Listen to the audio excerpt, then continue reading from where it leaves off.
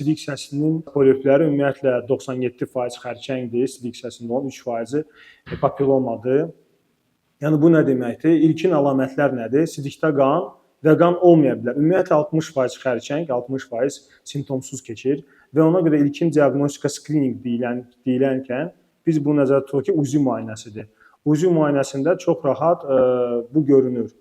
İkinci metodika sistoskopiya müayinəsidir. Lakin sistoskopiyanın yerinə UZI müayinədə polip yaxud törəmə tapıldısa sidik hissəsində, təbii ki, sidik hissəsinin transureteral, yəni endoskopik qapalı rezeksiyasını icra etmək asandır. Ondan sonra material göndərilir əkilməyə və biz cavabı alırıq. Qarşısı necə almaq olar? Sidik hissəsi xərçəngi pasiyenti olmasın ümumiyyətlə. Yəni təbii ki, siqaret çəkmək, içki, bu bir ən vaciblərdən biridir bu. Ondan sonra yayılmış xəstəliklər, şistostomoz var sidik hissəsinin, bu verir, qazlar verir, məsələn küçədə avtomobillərdən çıxan qazlar, bunun hamısı təhlükəlidir əslində orqanizm üçün.